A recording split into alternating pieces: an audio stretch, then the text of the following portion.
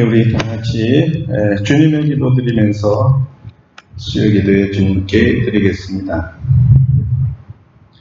하늘에 계신 우리 아버지, 아버지의 이름을 거룩하게 하시며 아버지의 나라가 오게 하시며 아버지의 뜻이 하늘에서와 같이 땅에서도 이루어지게 하소서. 오늘 우리에게 일용할 양식을 주시고 우리가 우리에게 잘못한 사람을 용서하여 준 것 같이 우리 죄를 용서하여 주시고 우리를 시험에 빠지지 않게 하시고 악에서 구하소서. 나라와 권능과 영광이 영원히 아버지의 것입니다. 아멘. 274장 부르시겠습니다. 274장입니다.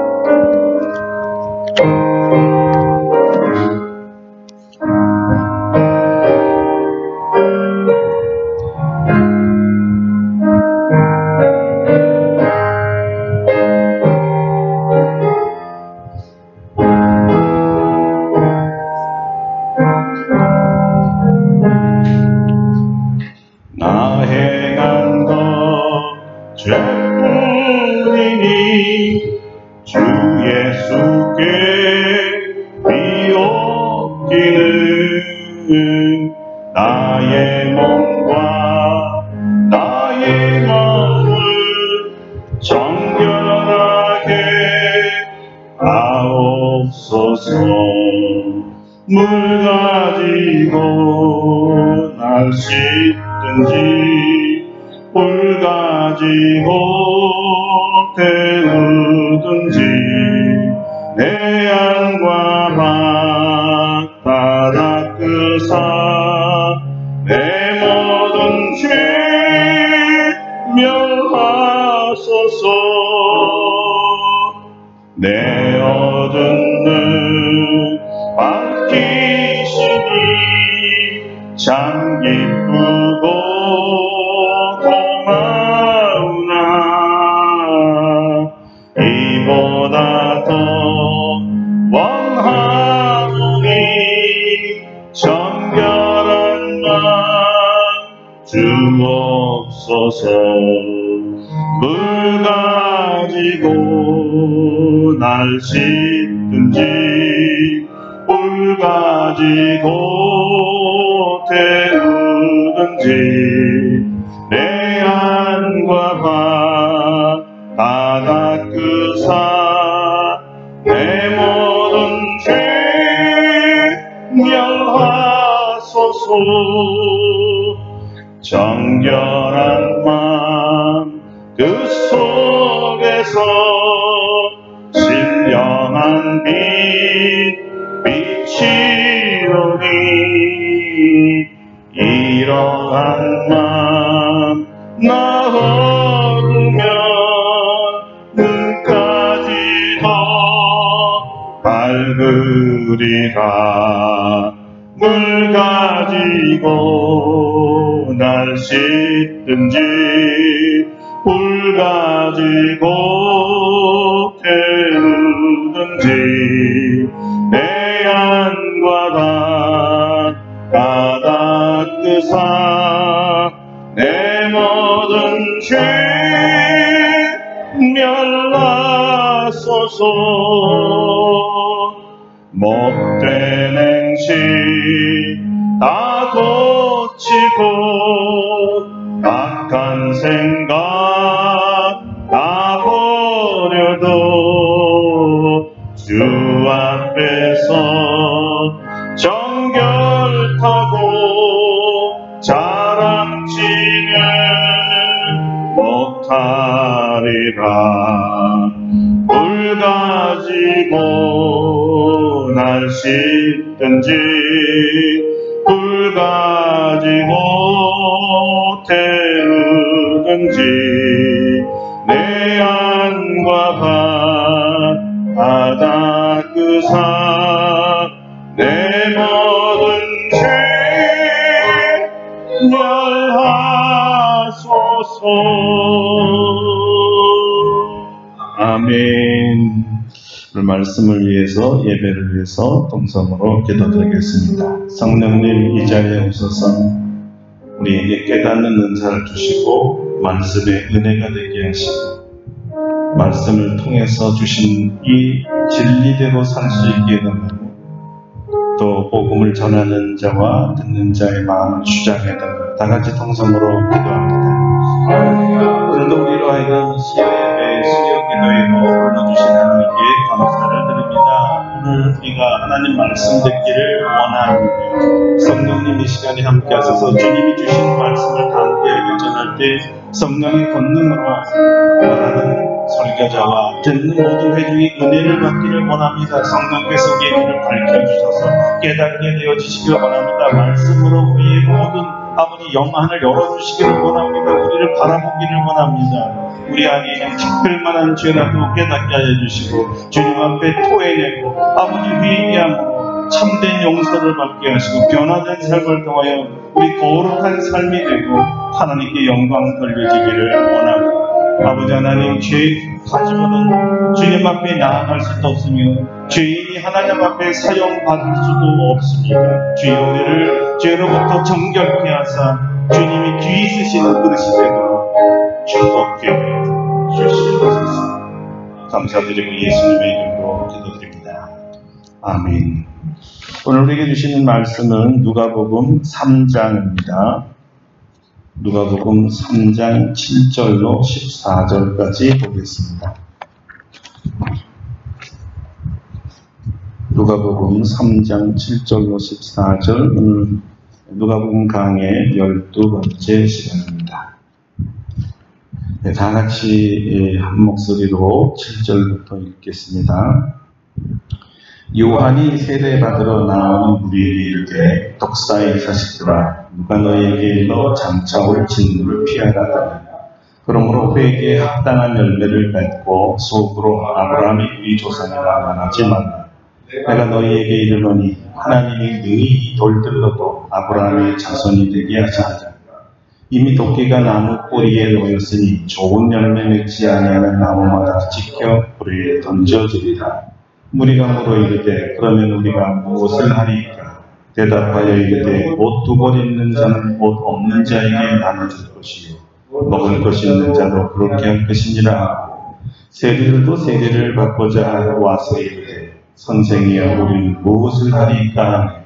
이르되 부가된 것 외에는 거두지 말라 하고 군인들도 물어 이르되 우리는 무엇을 하리까 하며 이르되 사람에게서 단칼하지 말며 거짓으로 고발하지 말고 받는 금년을 족한 줄로 알라 하니라. 아멘. 네, 할렐루야. 네, 오늘도 우리에게 말씀으로 크신 은혜 주실 줄로 믿습니다. 네, 오늘은 회개에 합당한 열매라는 제목으로 말씀을 증거하겠습니다. 지난주에 우리는 회개가 천국에 이르는 문이라고 했습니다. 회개는 돌아가는 것입니다. 제자리에 갖다 놓는 것입니다. 회개는 단순한 입술의 고백이나 또는 마음의 결심만이 아니고 원래 있던 그 자리, 제자리로 돌아가는 것입니다. 궁극적으로는 하나님께 돌아가는 것입니다. 예배의 자리로, 주님과의 사귐의 자리로 돌아가는 것입니다. 오늘 세례 요한은 단순히 회개하라 이렇게 선포하지 않았습니다.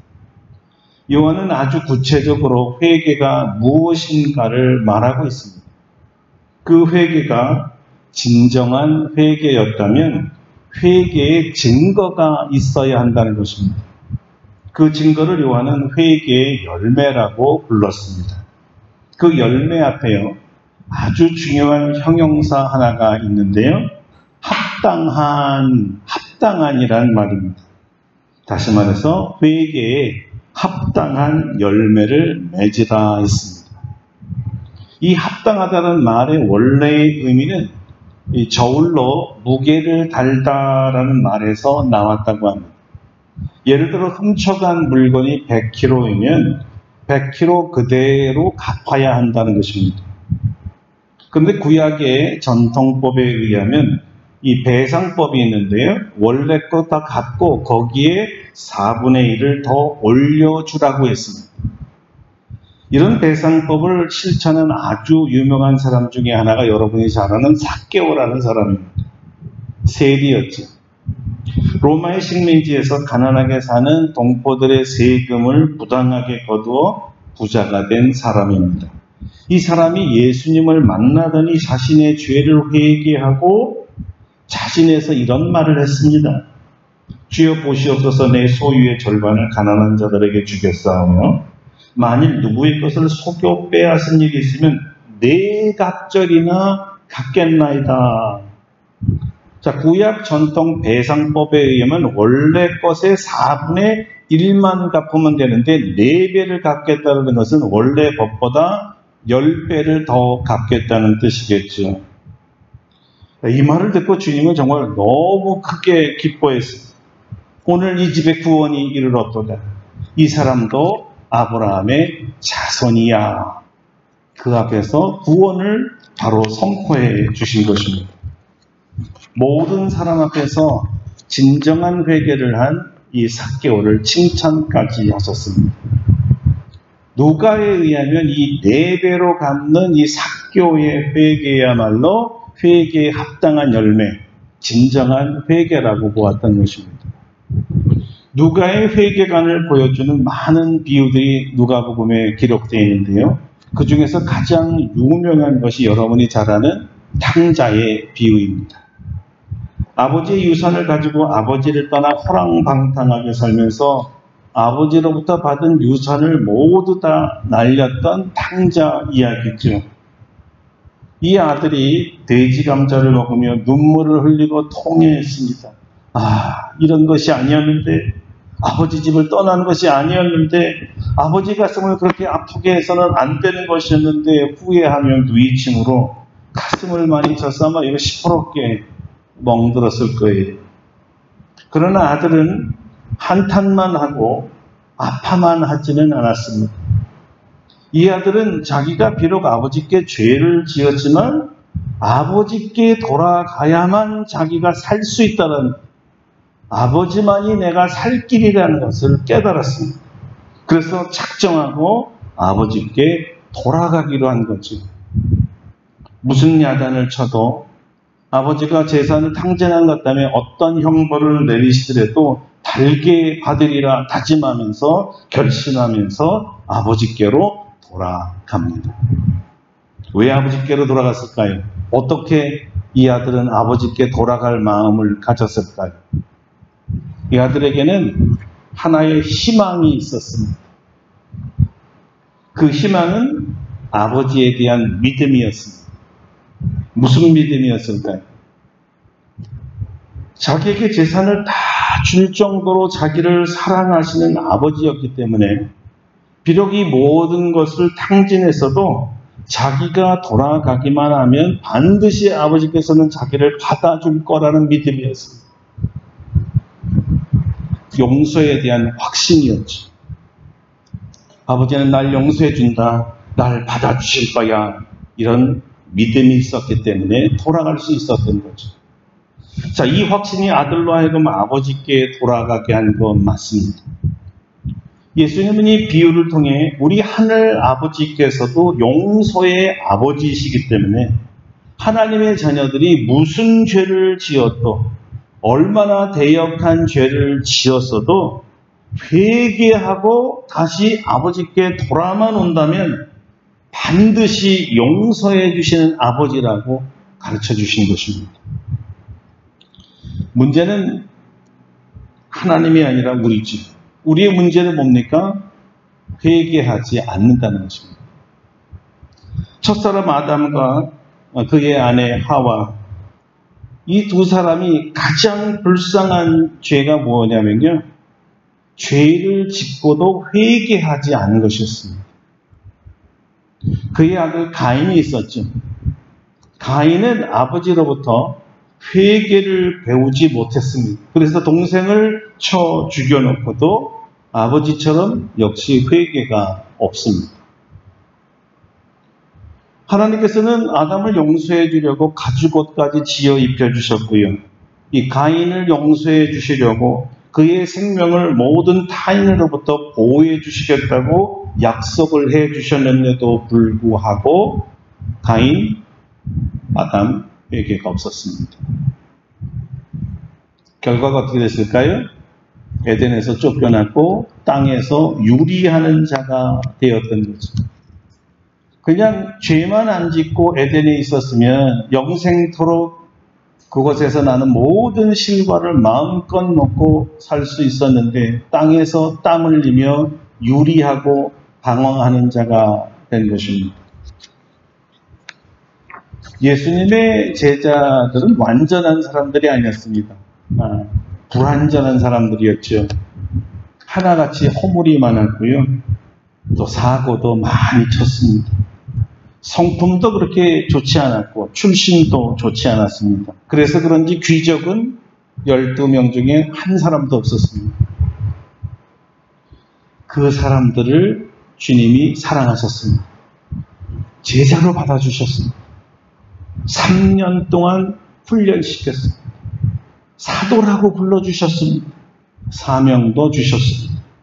이렇게 기른 제자들이 막상 예수님께서 로마 군병들에게 붙잡히고 고문받으시고 십자가를 지실 때에는 단 한 명도 주님을 돕지 않았습니다. 한 사람은 예수님을 죽게 한 장본인이었습니다. 은 30냥에 예수님을 팔았지. 한 사람은 모든 사람들 앞에서 나는 예수님을 모릅니다 저주하며 부인했습니다. 그런데 그중 한 사람은 그나마 눈물을 흘리고 회개하고 주님께 다시 돌아왔습니다. 그런데 그 다른 한 사람은 후회는 했지만 회개 없이 그냥 자살하고 죽어버렸습니다. 회개를 하지 않는다는 것이 이렇게 무서운 것이라는 것을 성경은 우리에게 알려주고 있는 것입니다. 우리 하나님은 용서의 하나님이십니다. 여러분 믿습니까? 아멘. 예, 맞습니다. 그런데 하나님께서 분명히 용서의 하나님이시지만 우리가 회개하지 않으면 하나님도 용서하지 못합니다. 용서할 수 없어요. 용서가 회개의 유일한 조건이거든요.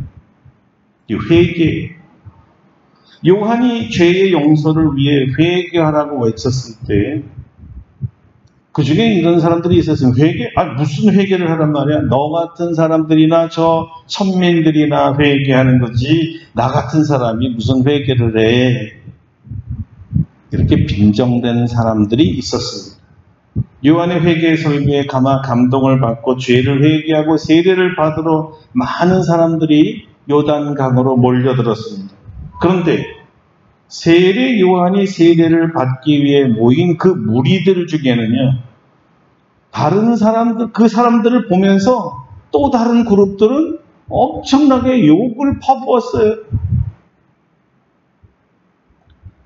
그래서 세례 요한도 그들 모든 사람에게 욕한 것은 아니겠지만 세례 받으러 온 사람들을 욕하는 그 사람들을 보면서 독사의 자식이란 어마어마하게 험악한 말을 내뱉습니다. 어떻게 거룩한 하나님의 선지자 요한에게서 이 독사의 자식이라는 거친 말이 나왔을까요? 그러니까 누가복음에 기록되어 때문에 누가에 의하면 오히려 모든 사람들이 다 독사 같지 않았느냐 이렇게 본 것 같아요. 왜 그러냐면 독사는 그 외형이 아름다운 색깔이지만 속은 독을 품고 있어서 사람을 해치는 동물이거든요. 요한이 무리를 보고 독사의 자식이라고 한 것은 이런 뜻입니다. 모든 사람들이 보편적으로 이중인격을 갖고 있다고 보았던 것입니다. 무슨 얘기냐? 속과 겉이 다른 사람들이 많다라는 거예요. 겉은 거룩으로 포장되어 있지만 속은 죄악으로 가득 찼다라는 것이죠. 이런 사람을 성경은 위선자 또는 외식하는 자라고 말하고 있습니다.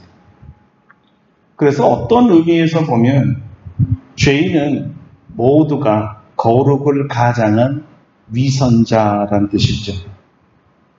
그 중에서도 가장 심각한 위선자들은 평민들이 아니라 오히려 성경을 가리키고 종교적 지도자들이었던 바리새인과 사두개인이었다는 것입니다. 요한은 바리새인과 사두개인들이 자기 만족과 죄에서 살면서 지금 진실한 회개 없이 단순하게 세례라는 형식에 참여하는 것을 보면서 진노하고 그들을 욕하고 책망했던 것입니다. 마치 그들은 광야의 불길 앞에서 쫓기고 추수하는 자의 낫 앞에 달아나는 독사와 같이 보였다는 것입니다. 많은 사람 중에 그냥 끼어서 같이 구원을 받겠다는 심보였습니다. 회개도 없이 말입니다. 요한이 모르는 줄 알고 슬며시 군중들 곁에 끼어서 세례받으면 구원받을 줄 알았습니다. 위선이죠. 여러분, 이렇게 하는 것을 회개라고 말하지 않습니다. 이런 자들의 눈속임에 속아 넘어갈 하나님은 더더욱 아니시고, 오히려 이들에게는 회개하지 않는 죄와 하나님을 속이려고 했던 기만 죄가 가중되어서 더 큰 형벌을 면치 못할 것입니다. 여러분, 결코 위선은 하나님의 진노를 피할 수가 없습니다. 오직 회개에 합당한 열매를 맺는 사람만이 죄사함 받을 것이요 구원을 받을 것이며 하나님 나라에 들어갈 것입니다. 그렇지 않으면 도끼에 찍혀 불에 내 던지겠다고 성경은 말하고 있지요. 무슨 말입니까? 회개하지 않은 사람은 갈 곳이 지옥밖에 없습니다. 야, 이 겁나는 말씀을 듣고 무리들이 정말 겁을 먹었나 봅니다. 그러면 우리가 무엇을 하리까? 이 말은요, 그렇다면 회개의 열매가 무엇입니까? 어떻게 해야 회개에 합당한 열매라는 겁니까? 이렇게 물어본 질문이었습니다. 그래서 세례 요한이 답했습니다. 그 답이 11절부터 14절인데요. 여러분들도 같이 한번 읽어보세요. 11절부터입니다. 대답하여 이르되 옷 두 벌 있는 자는 옷 없는 자에게 나눠줄 것이요 먹을 것이 있는 자도 그렇게 할 것이니라 하고, 세리들도 세례를 받고자 하여 와서 이르되 선생이여 우리는 무엇을 하리까 하네. 이르되 부가된 것 외에는 거두지 말라 하고, 군인들도 물어 이르되 우리는 무엇을 하리까 하매 이르되 사람에게서 강탈하지 말며 거짓으로 고발하지 말고 받는 급료를 족한 줄로 알라 아니라. 아멘. 이 말씀의 골자는 이겁니다. 회개에 합당한 열매라는 것은 단순한 입술의 고백, 제가 잘못했습니다, 죄를 지었습니다 라는 고백뿐만이 아니라 행위에 변하여 삶의 변화를 보여주는 것이고, 그렇게 할 때만이 변화되었다, 회개하였다, 인정한다는 것입니다. 우리가 반복해서 말하듯이 회개라는 것은 제자리로 돌아가는 거예요. 원래의 위치로 돌아가는 것입니다. 되돌려놓는 것입니다. 그런데 이 되돌려놓는 것이 만만치 않아요. 아주 쉽지 않습니다. 죄를 지었다고 인정하는 것도 힘들지만, 그래서 자기가 이런 결과를 되돌려서 원래 위치로 갖다 놓는 것은 너무나 어려워요.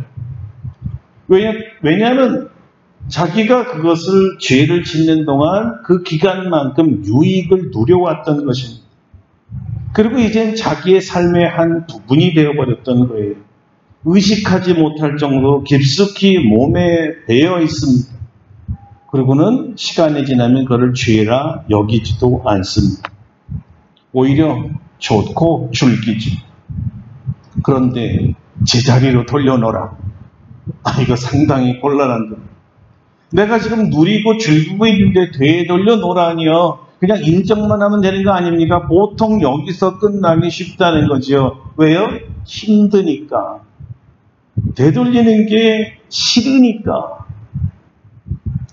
사실 그렇잖아요, 여러분. 죄를 깨닫고 죄를 인정하고 회개할 때 얼마나 우리가 힘들고 고통스럽게 회개를 합니까? 그러니까 이런 사람은 이렇게 속내가 있는 거예요. 아니 이렇게 힘들게 회개를 했으면 하나님도 여기까지는 봐줘야지. 뭘 또 제자리까지 가게 합니까? 요거로 맞추면 안 됩니까? 자, 이런 생각에 대해서 성경은 뭐라 그럴까요? 그것은 안 돼. 그것은 회개가 아니야. 이렇게 말하고 있습니다. 자, 회개할 때 여러분이 분명히 알아야 될 것이 한 가지 있습니다. 그것은요, 하나님과는 절대 거래하면 안 됩니다. 협상 안 됩니다. 오직 말씀대로 순종만 있을 뿐입니다. 일전에 이제 전문 물리치료사이면서 척추 교정을 하는 분이 청소년들의 이 척추 이 측만증, 등에 이렇게 휘어진 사람들이요. 그리고 허리 디스크를 치료하는 그 과정을 제가 쭉 살펴볼 기회가 있었습니다. 청소년들이 왜 이렇게 허리가 이렇게 굽어지냐면요. 요즘 아이들은, 어른들도 뭐 그런 사람들이 많은데, 책상에 앉아서 컴퓨터에서 작업을 하는데 굽어진 상태에서 8시간, 10시간을 작업을 해요. 자, 이렇게 구부러져 있는 상태에서 하루, 이틀, 1년, 3년, 10년을 공부하고 일하다 보면 이 자세가 굳어져서 뼈가 이렇게 휘어지는 것입니다. 그래서 뒤에서 옆에서 보면요, 칡만지 이렇게 활처럼 휘어진 사람들이 또 있어요. 왜 그럴까요? 불량한 자세 때문에 만들어진, 오랫동안 불량한 것을 그대로 방치하고 그대로 그 자세를 유지하게 되면 휘어지게 됩니다. 자, 이것을 원래대로 복구하려면, 원래 자리대로 똑바로 된 허리가 되게 하려면 이 누른 부분, 이 나온 부분을 눌러서 제자리로 돌아가게 해야 될 거 아닙니까? 얼마나 아프겠어요. 생으로 다시 우격다짐으로 눌러서 들어가야 해야 되니까 엄청나게 아플 거예요. 제가 가만히 보니까 그분이 은사를 받으셔서 이렇게 튀어나온 거를 눌러서 하는데, 아픈 사람도 물론 있었지만 쑥 기적적으로 들어가더라고요. 너무나 깜짝 놀랐죠. 이분이 하는 얘기가, 이거는 완전 치유가 아닙니다. 일시적 교정입니다라는 말이에요. 아니, 지금 들어간 거 아닙니까? 아니요. 지금 들어갔는데요. 자세를 고치지 않으면요. 다시 구부리면 다시 튀어나온다는 거예요. 고친 이후로 자세를 똑바로 하고 유지를 해야만 펴지는데, 구부러졌던 것이 일자가 돼서 다 나은 줄 알고 다시 원래대로 돌아가면 곧바로 되돌아간답니다. 자, 그래서 휘어진 등을 또 누를 때는 너무나 아픈 거죠. 고통스러운 것이죠. 문제는 이 고통스러워하는 모습을 옆에서 대기하던 아이들이 더 심각해진 거예요. 아, 저게 저렇게 아픈가? 나는 끔찍해서 저거 못할 것 같아. 눌러서 들어가는 그 모습, 개성을 지르는 모습을 보면, 야, 저거 낫는 건 좋지만 저렇게 아픈 거를 어떻게 견뎌내지? 기다리는 아이들이 막 긴장을 하고요, 두려움이 생기더라고요. 자, 아마 이런 모습이 무리들 중에 끼어서 설렁설렁 넘어가려 했던 바리새인과 사두개인들이 아니었는가 생각이 듭니다. 자기 죄를 세례 요한 앞에 다 고해야 하는데, 백성들이 다 보는 앞에서 고할 때 회개하는 것이 너무나 창피하고, 그래서 그것이 자기에게는 너무 고통스러운 거예요. 자존심이 너무 상하는 거예요. 아니, 이런 것들 앞에서 내가 죄를 졌다고 꼭 얘기를 해야 되는가? 너무 고통스러운 거죠. 이렇게 백성들 앞에서 자기 죄를 인정하면 가장 거룩한 척했던 바리새인과 사두개인들을 백성들이 어떻게 생각할까? 두려운 것입니다. 그동안에 지켜왔던 명성 한 번에 날아가지 않을까? 내가 누려왔던 모든 유익들이 다 날아가지 않을까? 오히려 이것으로 인해서 경제적 손실도 있고 지위적 손실이 있지는 않을까? 두려운 것입니다. 다 돌려줘야 된다? 아유, 정말 곤란했습니다. 그래서 그들은 회개할 수가 없었고 회개하지 않기로 마음을 먹는 겁니다. 차라리 의인처럼 속이며 살자. 그럼 저 사람 앞에 내가 굽실거릴 필요도 없고 사람들 앞에서 창피 당할 일도 없지 않은가. 이것이 은혜 받지 못한 사람들의 결과예요. 회개하지를 못하는 거예요. 죄인이 아니라서가 아니에요. 죄를 깨닫지 못해서가 아니에요. 회개할 때 오는 고통이 너무 크고 손실이 너무 크다고 생각하기 때문에 그들은 아예 회개를 포기하는 것입니다. 회개요, 여러분 만만치 않은 거예요. 결코 회개는 쉽지 않은 것입니다. 어쩌면 너무 많은 희생이 생길지도 모릅니다. 다 잃어버릴 수도 있습니다. 그런데 우리가 회개했다면 그건 얼마나 큰 은혜입니까? 정말로 제자리로 우리가 돌아갔다면 이건 얼마나 큰 기적입니까? 우리 힘으로 회개가 안 되는 거예요. 하나님의 은혜를 받아야만이 용기가 생기고 데려갈 힘을 얻는 거죠. 자, 이런 희생을 감수하고도 회개한 사람을 하나님께서 보시면 얼마나 좋아하시겠어요? 얼마나 기뻐하시겠어요? 얼마나 귀하게 여기시겠습니까? 아마 한나라에서 주님이 벌떡 일어나서 이렇게 박수를 칠 거예요. 박수를. 너무 진정한 회개를 하는 사람이 드무니까 오래간만에 정말로 회개하는 사람을 보셨을 테니까 아마 탕자가 돌아올 때 아버지가 정말 돌아왔구나. 생각도 아니고 꿈도 아니고 바람도 아니고 정말 우리 아이들이 오늘을 봤을 때 너무 기뻐서 주체할 수 없으니까 맨발로 뛰쳐나간 거 아니겠어요? 얼마나 기뻤겠습니까? 바로 이 심정이라는 거예요. 하나님 아버지께서. 우리가 회개하면요 너무 기쁘셨어요. 우리가 하나님 앞에 가는 게 아니라 아예 달려오신다고요. 아예 우리를 덥석 안아주신다고요. 잘했다. 아마 이렇게 얘기하실지도 모르겠어요. 정말 고맙다. 돌아와줘서 고마워. 돌아오는 사람이 별로 없거든. 고맙다. 아들이 돌아와서 아버지가 잔치를 베풀 수 있었던 그 마음, 하나님의 마음이래. 그냥 좋아하는 정도가 아니라 이걸 축하하고 싶어서 온 동네 사람 다 불러서 우리 아들이 돌아왔어요. 축하해 준다는 거지. 하나님이 우리가 하나님께로 돌아오면 기뻐서 마주 나올 정도가 아니라 우리를 위해서, 우리 탕자인데 죄란 죄는 다 졌는데도 우리를 위해서 잔치를 베풀어 주니 이게 얼마나 기가 막힌 일입니까? 어느 서울의 교회에서 일어났던 일이라고 합니다. 오래전에 고등부죠. 고등부와 교사들과 함께 이제 특별 집회를 하는 중이었다고 합니다. 근데 그 중에 한 교사의 지갑이 없어져 버렸어요. 학생들 사이에 이 지갑을 찾는 소동이 벌어졌습니다. 근데 한 학생이 교사한테 오더니 제가 훔쳐가는 것을 보았어요. 그러는 거예요. 그 무리들 중에 목사님이 이 일을 어떻게 해결하면 좋을까 생각했어. 어떻게 할까? 이걸 모든 사람 앞에 까발리고 얘가 훔쳐갖고 주인을 찾아주는 게 옳은가? 고민을 했다고 합니다. 목사님의 마지막 결론은 회개의 기회를 주자. 회개할 기회를 주자는 것이었습니다. 그래서 다 모아놓고 그 중에 그 아이가 있었겠죠.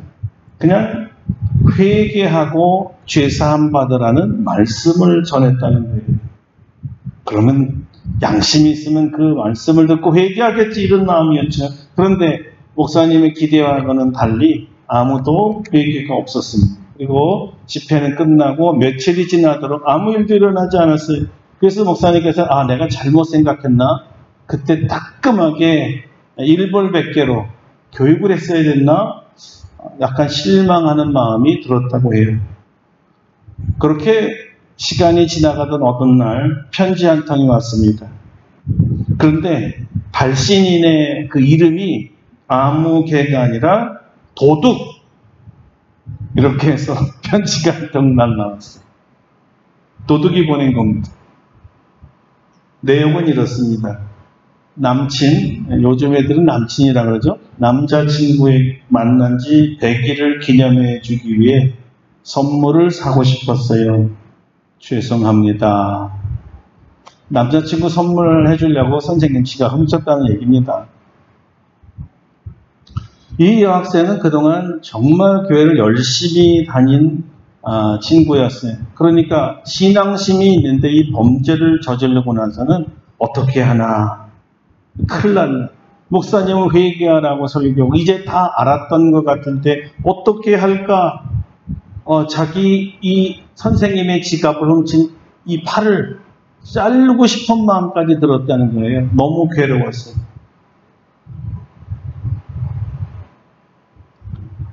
편지, 회개의 편지를 통해서 돌아오자 목사님은 무조건 용서를 했습니다. 얼마나 힘든 결단이었을까요? 무조건 용서했습니다. 하나님께서는 회개하는 자를 무조건 용서하십니다. 하나님께서는요, 죄인이 잘못했습니다. 그리고 주님께 돌아와 하나님 품에 안기는 순간에요, 그가 지은 모든 죄를 잊어버리십니다. 그래서 너 왜 그렇게 했어? 따지지를 않으신다는 걸 잊어버렸습니다. 아니면 너 그 죄를 짓고 참느라고 얼마나 아팠니? 이것도 물어보지 않는다는 게 이미 잊어버렸습니다. 그러면 뭐라고 얘기하실까요? 아이고, 우리 귀염둥이 사랑받으러 왔구나. 사랑으로 밖에 되지 않는다는 거예요. 회개한 사람에게는 책망이 없습니다. 따지질 않습니다. 추궁하지 않습니다. 돌아온 것으로 끝이에요. 하나님은 사랑하는 자녀가 당신 품 안에 있다라는 것만으로도 다 됐다는 것입니다. 회개하면 세 사람이 행복해한다고 하죠. 첫 번째 사람은 물론 회개하는 당사자고요. 두 번째 사람은요, 이 회개를 하고 용서받는 사람이죠. 세 번째는 죄를 진 사람을 이 회개하고 회개했다고 할 때 용서해주는 이 두 사람을 바라보면 제3자가 얼마나 흐뭇한지 모르면, 야, 회개는 아름다운 거구나. 저렇게 회개하니까 저렇게 용서가 일어나는 그 광경을 보는 사람이 행복하다고 해요. 회개하는 자, 용서하는 자, 이것을 바라보는 자, 셋 다 행복하다고 하네요. 그런데 이 셋보다 더 행복해하는 사람이 있습니다. 누굴까요? 우리 주님, 우리 하나님 아버지. 우리 하나님께서는 이 광경을 보면서 세 사람이 다 행복해하는 것을 보면서, 야, 무슨 얘기야. 내가 제일 좋아. 내가 제일 행복해. 그것이 하나님의 마음이었던 것입니다. 회개하고 그에 합당한 열매를 맺으면 우리 모두가 행복해지고 하나님이 행복해 하십니다. 오늘 여러분, 성령께서 여러분 마음속에 이러이러한 죄를 네가 짓지 않았느냐 알려주신 것이 떠오르고 기억나셨다면 당연히 입술에 고백을 해야죠. 내가 이런 죄를 졌습니다. 그러나 그것은 반쪽 회개라는 걸 배웠죠. 제자리로 돌려놓는 거예요. 그래야 진정한 회개에 합당한 열매, 진정한 회개가 되는 것입니다. 오늘 성령님의 인도함을 따라 무엇을 말씀하시든지 그대로 회개하여 참된 회개가 이루어지는 저와 여러분 되기를 바랍니다. 다 같이 일동성으로 기도하겠습니다. 거룩하신 하나님, 오늘 말씀 주셔서 감사합니다. 단순히 죄를 깨달았다든가 또는 죄를 시인하고 인정했다든가 아니면 입술로 고백했거나 아니면 가슴을 치고 통회한 것만으로 회개가 아니라는 것을 성경은 말했습니다. 성경은 그 깨달음과 함께 제자리로 돌아가는 것이었습니다. 되돌려 놓는 것이죠. 원래 있었던 것을 되돌아가는 것입니다. 원래 우리가 있었던 하나님께로 돌아가는 것입니다. 우리 하나님은 우리가 돌아오기를 원하고 계십니다. 주님 품에 안기기를 원하십니다. 얼마나 지독한 죄를 지었던, 얼마나 많이 지었던, 얼마나 오래되었던 돌아오는 순간 그것은 다 용서되고 주님은 잊어버리십니다. 오히려 돌아옴으로 기뻐서 팔벗고 달려오시고 우리를 위하여 잔치까지 해주시고 말할 수 없는 기쁨으로 좋아하십니다. 성령님, 우리가 회개함으로 용서받고 우리가 죄진 사람들과 하나님께 다 기쁨과 평안과 행복이 되게 하여 주시옵소서. 예수님의 이름으로 기도드립니다. 아멘. 예, 우리 뜻을 생각하시면서요, 190장 전송하고 축도하고 예배를 마칠게요. 190장입니다.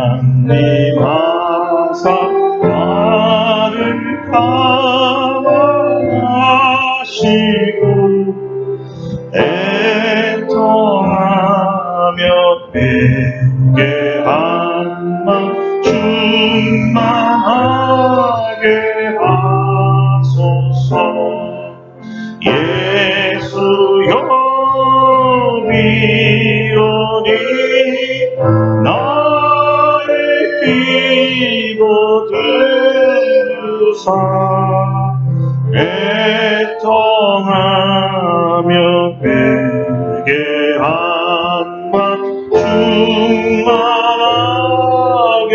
하소서.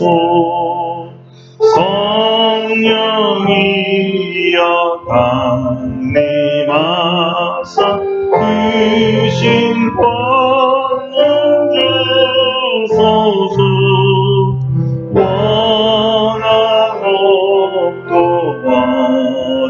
원하오니 충만하게 하소서. 예수여 미련이 나의 기도 들으사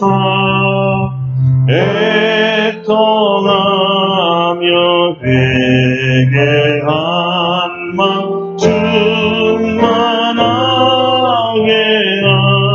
하소서. 힘이 없고 연약하나 엎드려서 비오니 성령 강림하옵소서. 충만하게 하소서. 예수여 미오니 나의 기도 들으사 애통하며 회개한 맘 충만하게 하소서. 정케하고 위로하사 복을 받게 하소서. 충만하게 하시오니